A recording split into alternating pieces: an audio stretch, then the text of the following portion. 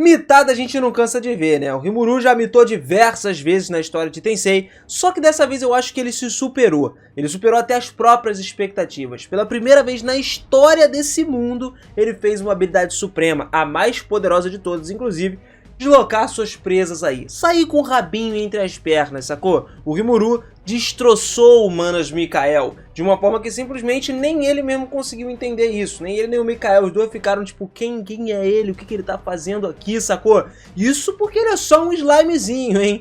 E você quer saber como é que aconteceu isso? É mole, vem comigo que eu vou te contar exatamente isso aí, a gente vai descobrir tudo agora, vamos lá.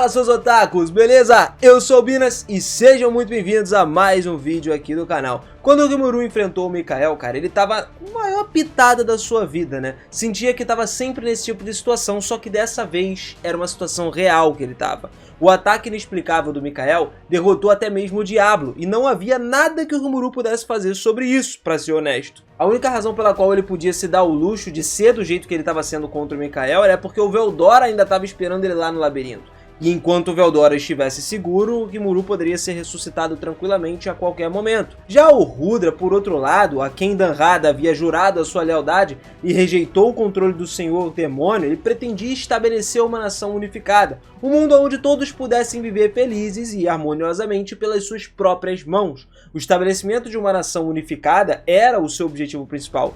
No entanto, devido a uma série de coisas, uma série de tragédias que aconteceram, o Rudra perdeu de vista esse seu sonho e o seu coração ficou cada vez mais desgastado. Ele se arrependeu dos dias em que ele era impotente de fazer qualquer coisa para o seu mestre, mas agora, nesse garoto chamado Masayuki, o ex-Rudra havia sido brilhantemente manifestado. Ele voltou à vida depois de ter sido derrotado. Então não foi uma ressurreição dos mortos aí que a gente está dizendo, mas foi de alguma forma um poder ainda mais aterrorizante que isso. A capacidade de recriar os campeões do seu passado no seu auge, basicamente. Mesmo que o poder fosse limitado, aquele que tinha um relacionamento direto com o Masayuki ainda traria pra gente como uma história absurda. Além disso, havia uma forte possibilidade de que ele pudesse recorrer até mesmo àqueles que não tinham conexão com o Masayuki. No mínimo, a gente sabe que Granbel e Masayuki não se conheciam. Mesmo assim, ele foi capaz de convocá-los, porque o herói Rudra, que dizia ser uma vida passada do Masayuki, tinha sido o mentor do Granbel.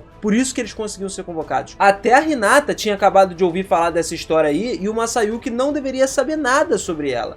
Para começar, não estava claro quantas pessoas poderiam ser convocadas pelo Masayuki ao mesmo tempo. Ele teve que admitir que era uma habilidade meio que de uma força insondável, né? Enquanto isso, o Feldway versus o Rudra, que seria a batalha final da capital real, tinha acabado de começar. Estava nos seus preparativos e agora começou. A espada favorita do Rudra nos seus dias de herói atendeu o seu chamado. Era uma espada sagrada dada ao Rudra pelo seu amigo e mentor Veldanava. Pô, então se o Veldanava criou, o bagulho é sério, né? A nota era a mais alta de todas as espadas do nível mítico, para você ter uma noção.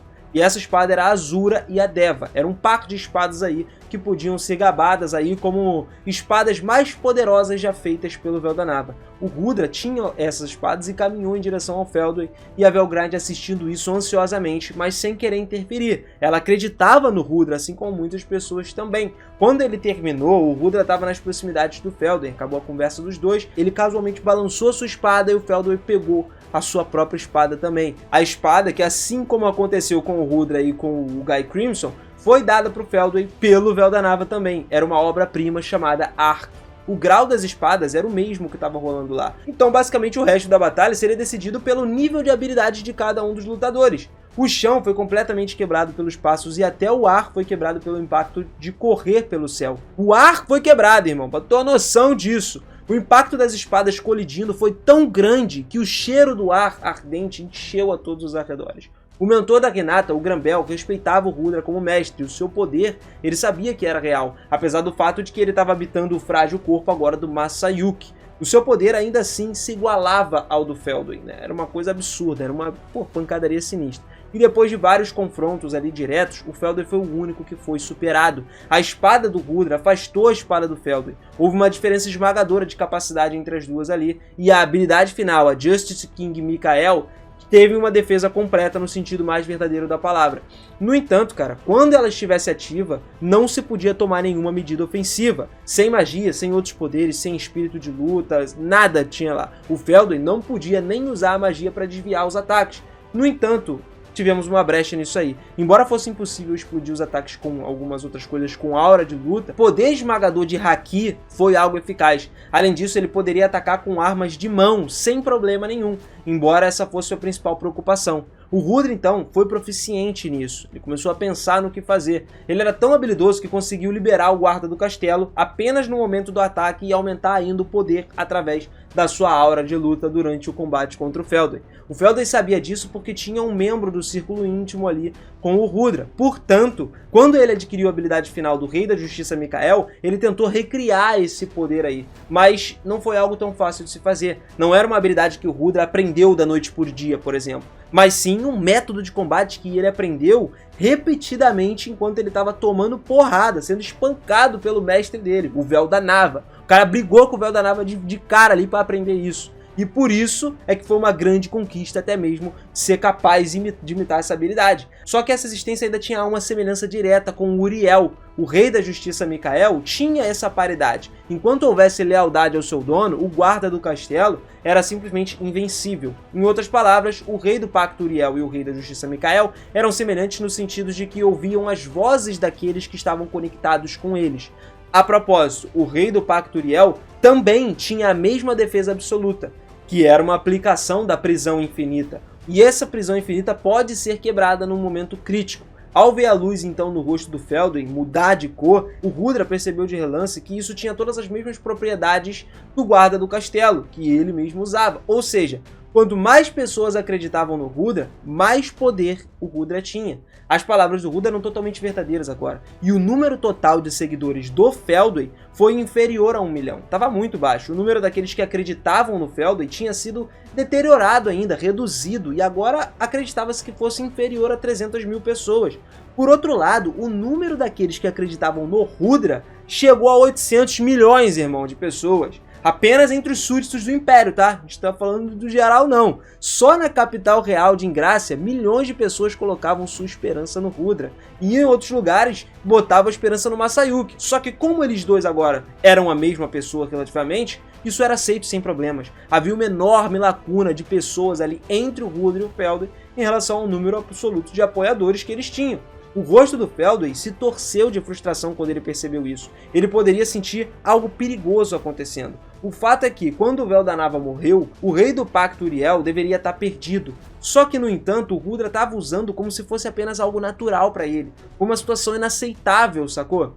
Então, na voz do Rudra, o golpe final foi desencadeado. O Star King Dragon Flash, a nova Break, né? O confronto foi instantâneo com essa habilidade. Uma aterrorizante fúria de destruição irrompeu todo o local, cara. A área material não significava nada mais. Mesmo que a Velgrande tivesse contido a principal onda de choque e enviado para o céu, ela ainda estava quebrada, mano, no rescaldo geral. Então, assim, era muita força, mano, que estava saindo dali. Esse não era um tipo de poder que poderia inclusive ser gerado pelo mero jogo de espadas. Era uma força irracional. Esse era o poder do herói do começo que poderia competir com o poder do Guy Crimson tranquilamente. É claro que foi o Felduin quem caiu nessas habilidades aí. Bem, é o resultado justo, né? O Rudra sorriu refrescadamente com esse negócio aí, levantou a sua mão direita pro céu e foi sem sombra de dúvidas a declaração de vitória dele. Mas por outro lado, cara, o Mikael estava profundamente ciente da sua própria ingenuidade. Pra ser honesto, no começo ele pensou que o Senhor Demônio Rimuru era alguém insignificante também, quando estava lutando com ele. E isso mudou no momento que o Rimuru derrotou a Velgrande. A partir de então ele considerou o Rimuru um inimigo e tomou as precauções extras para acabar com ele. Mesmo assim, ele ainda pensava que não seria muito inimigo em uma batalha de frente, é muito pesado uma batalha de frente. Só que agora, o Mikael não teve escolha a não ser admitir que tinha sido ingênuo com relação ao nosso querido Slime. Afinal, o Senhor Demônio Rimuru entrou no mundo suspenso aí, basicamente, que era um lugar que apenas algumas pessoas limitadas podiam entrar, e ele entrou lá sem permissão ainda. Nesse ponto, não tinha sentido parar o tempo pro Mikael. Então o Mikael levantou o Time Stop e decidiu esmagar o Rimuru com uma diferença esmagadora de poder. O Time Stop foi obtido, analisado pelo paciente King Gabriel de Velzard, só que, cara, era algo inútil para alguém que pudesse manipular partículas de informação à vontade. Daí o Mikael começou a pensar como mantê-lo consumiria apenas energia desnecessária. Ele decidiu que seria mais vantajoso lutar de maneira direta com o Rimuru. Na verdade, o Mikael ganhou um grande poder ao aceitar os fatores dos dragões verdadeiros, né? O seu corpo tinha sido fortalecido a um ponto de invencibilidade e que ele basicamente estava transbordando em energia, sacou? Isso não era tudo não, tá? O Mikael, como condecoado ao chefe das Ultimate Skills angelicais, foi capaz de exibir totalmente todos os poderes que ele tinha analisado e assumir isso daí também. Pro Mikael, que tinha alcançado tal estado de existência, não tinha dúvida de que ele poderia vencer qualquer batalha enquanto estivesse presente. Ele tinha sido derrotado pela herói Chloe no passado, mas isso era apenas uma existência paralela, não era ele total, com menos de 20% do poder que ele tinha agora. Então, mano, o atual Mikael era algo imperfeito. A sua energia perdida havia sido reabastecida nesse momento. Na verdade, tinha uma disparidade de mais de 10 vezes entre o Mikael e o Lorde Demônio Rimuru na frente dele, tá ligado? Era uma disparidade absurda. Ele tinha certeza de que não tinha como ele perder. Só que o Mikael teve que admitir que o Rimuru era um monstro, literalmente. Todos os ataques que ele lançou no Rimuru não tiveram sucesso. Nenhum deles acertou o nosso slime. Até mesmo a aceleração do cardeal dragão Sorte não acertou, que ele tinha desencadeado como intenção mortal mesmo, foi instantaneamente afogada pelo Rimuru. Mikael não podia acreditar no que ele estava vendo com seus olhos. No momento em que ele perdeu toda a vantagem esmagadora de parar o tempo, ele não tinha mais um meio eficaz de atacar uma coisa que ele conseguisse causar dano no Rimuru. Quando ele percebeu isso, a batalha já tinha sido decidida. Isso porque o Rimuru observava e entendia cada habilidade que ele estava e absorvia essa habilidade. Assim que ele pensou que estava murmurando alguma coisa, o nível de ameaça do Rimuru subiu para vários degraus acima. A cor dos seus olhos começou a brilhar em ouro e o Rimuru não era mais um oponente alcançável para o Mikael. Pô, uma disparidade de 100, ele conseguiu ultrapassar isso aí, a balança pesou para o outro lado. O guarda do castelo, do Mikael, não era mais eficaz contra o Rimuru, mas ele ainda tinha o Rei da Paciência Gabriel, que ele absorveu da Velzard. A sua essência era fixação e se orgulhava da proteção absoluta também. Com isso em mente, ele ativou a Crise da Neve, que era justamente para coagular a umidade no ar, derramando toda a sua força nele. Ele criou então um objeto indestrutível que se enrolava em torno do Mikael. No entanto, o Rimuru foi lá e engoliu esse poder novamente. E aí, vai fazer o quê? O Mikael agiu com base no julgamento racional que ele teve, mas os resultados foram tudo o que importavam. O Rimuru estava à frente. O Mikael não era tão incompetente a ponto de ignorar a realidade mostrada diante dele. Todos os meios de ataque tinham sido neutralizados e as suas defesas tinham desaparecido completamente. Ao mesmo tempo, outra coisa sugeriu para ele que ele procurasse algumas informações do local, mas de qualquer maneira o Mikael tinha existência paralela, então mesmo que ele fosse derrotado aqui, ele poderia ser revivido independente, né? Isso porque ele estava na paridade ali com o Feldway. Na verdade, como ele havia transferido seu poder para o Feldway, era possível atacá-lo, mesmo que fosse imprudente fazer isso. No entanto, o Senhor Demônio Rimuru era alguém incompreensível, cara, era incomparável, e a fuga do Mikael já tinha sido até bloqueada por ele. O Mikael declarou então, tentando invocar a sua espada, né, chamando a sua espada mais poderosa de todas, a espada mais braba já criada, que é a Deva, que ele não conseguiu, ele não teve resposta dessa espada, porque o Rudra, que era o verdadeiro dono da espada, já estava usando ela na batalha em outro lugar, então não tinha como ela responder à ligação do Mikael, que era apenas um mestre falso. Se ele tivesse sido capaz de usar a existência paralela como o Velgrind fez, ele teria sido capaz de entender todo mundo como visto através dos olhos de Feldway. No entanto, o Mikael, embora tenha transferido a função como uma habilidade, não conseguia sincronizar essa habilidade completamente. A razão para esse fracasso foi que ele pensou que não seria de nenhum problema trocar informações mais tarde. Assim que isso aconteceu, o Mikael colocou a energia divina na sua espada. E a reação do Rimuru foi tipo, tá, que é isso aí? Só que ele estava pronto para responder com a sua própria espada do Véu da Nava também. Então os dois homens entraram na batalha final nesse momento. O Mikael, tendo assumido o corpo do Rudra, já tinha dominado todo o seu jogo de espadas. Era impossível para o atual Mikael recriar a técnica mais poderosa do Rudra, que era a Nova Break, mas ele era totalmente capaz de usar as técnicas das espadas mais poderosas que manipulavam o espírito de alguém. E ele também era adepto à desintegração e escolheu usar essa técnica de espada sagrada transcendental, que é a Overblade, para essa partida aí, para lutar contra o Rimuru. Rimuru, então, por outro lado, mostrou seu movimento oculto sem qualquer hesitação. tacou pra gente o colapso do vazio, mundo de mil mudanças em floração. Cara, com essa habilidade, como se em cortesia, aqueles que logo pereceriam, basicamente, generosamente revelou ao público pela primeira vez uma técnica aterrorizante, cara. A trajetória da espada do Rimuru mudou milhares e milhares de direções, milhares de vezes, cortando o inimigo em movimentos indescritíveis. O seu poder era impecável e basicamente se espalhava no alvo como se fosse uma flor, sacou? Era algo lindo, tava fora do alcance humano e parecia impossível até mesmo para um senhor demônio conseguir fazer isso. A tenacidade de um verdadeiro dragão, combinada com a flexibilidade do slime, com certeza deve ter permitido que o Rimuru alcançasse essa técnica de espada tão incompreensível.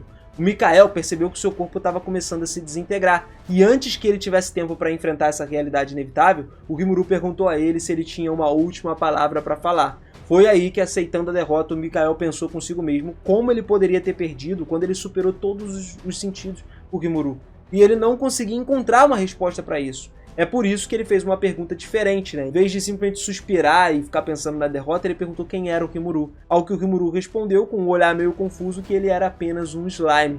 Depois disso, o Rimuru interrompeu a conversa e colocou a mão dele, que veio descansar sobre o Mikael, e usou o Deus do Vazio, Azatoth. E pela primeira vez nesse mundo, a habilidade final e mais poderosa deslocou as suas presas aí. O poder irresistível da paz, que era o Devorador da Alma, engoliu todo o Mikael nesse momento.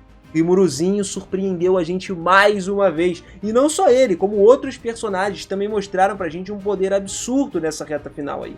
O verso de Tensei em si já tem um poder muito absurdo, e essa é uma evolução geral que eu tô bem animado pra ver acontecendo, por exemplo, nos animes, apesar de que ainda vai demorar pra chegar lá. Mas e você? Me conta aí nos comentários. E pelo amor de Deus, não vá embora desse canal sem deixar a sua inscrição, cara. Vai ajudar demais, não só ao canal, como a você também, né? Que tá inscrito aí e, pô, vai estar recebendo as notificações. Então, se você já tá inscrito ou se inscreveu agora aqui no canal, também confere aí se o sininho tá ativado, porque é isso que traz as notificações pra você e você vem correndo assistir aqui com a gente. Valeu demais, galera. Um forte abraço, aquele beijo no coração e até a próxima. Fui!